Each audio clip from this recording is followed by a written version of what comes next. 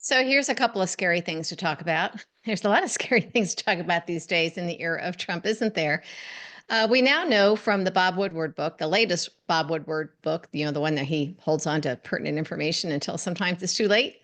But at least we're getting it before the election. We now know that the guy who was one of Trump's first DNI, Director of National Intelligence, Dan Coats, a former Republican senator from Indiana, he he told Bob Woodward that he firmly believes or very strongly suspects that Putin was blackmailing Trump, is blackmailing Trump.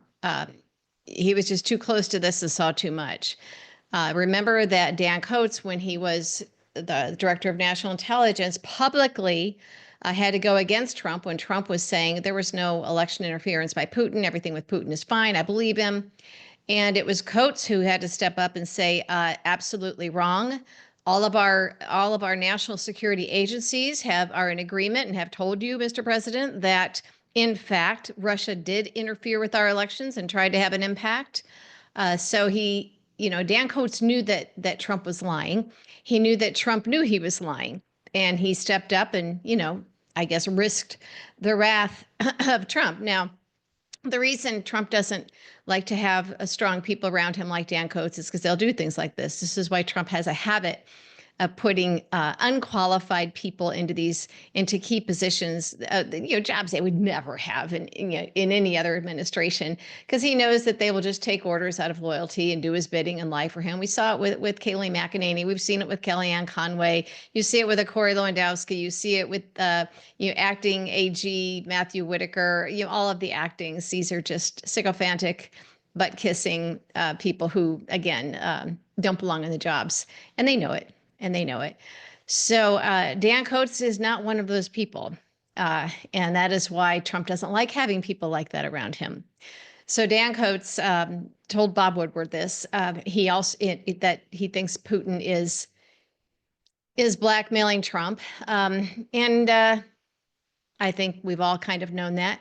Remember, too, that it was Dan Coats he was the DNI and was alarmed, as was just about everybody else who follows these things, when Trump, I believe in 2018, 2019, he just a couple of days after, after a couple of days after he had talked to Vladimir Putin, Trump had talked to Putin. This was in 2019, just shortly after a conversation with Vladimir Putin, a private one, which, again, you're supposed to have notes on these things. He asked Dan Coats, the DNI, the White House asked for a list of our top spies. They wanted to review this. So this was pretty alarming in and of itself.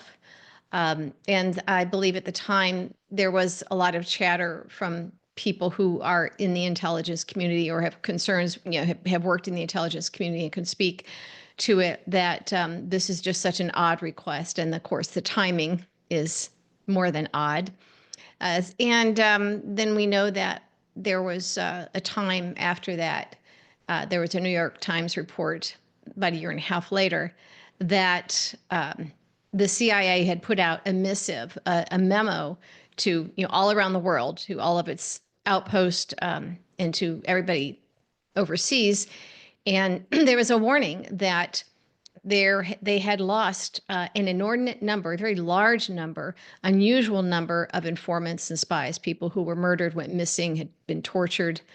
And I don't believe that this is an accident. I don't think that you can, in the era of Trump, be so stupid as to not connect the dots. The alarm by Dan Coats that Trump was asking for a list of our top spies just after talking to Vladimir Putin. Coats thinks that Trump is being blackmailed by Putin, which I think is certainly plausible. And then we have our intelligence compromised to the point where so many of our informants and people around the world are captured, killed, tortured, just go missing. We lose them. This is very serious. I kind of think it should have been an October surprise, something that should have come out, whatever evidence they have should have come out long before this. It should be talked about a lot more. It is not a conspiracy theory. These are legitimate concerns. They are terrifying when you think about the implications of it.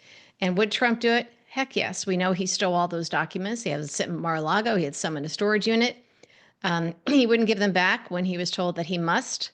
And I think we all are just assuming, and rightfully so, that he has sold them or given them away to Vladimir Putin and our other enemies and detractors around the globe. Trump is a terrible, horrible, historic national security threat. We may never know just how serious, or we'll find out too far down the road when it's too late. That Merrick Garland hasn't done anything about this is beyond comprehension. And we are now in a razor tight election where Trump could be our president again.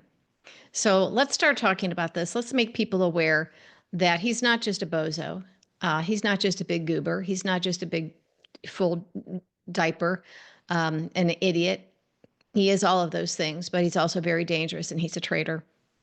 And I think that he needs to be stopped and he needs to face the wrath of democracy and justice and throw the book at him. He should get the harshest penalty for treason that we have.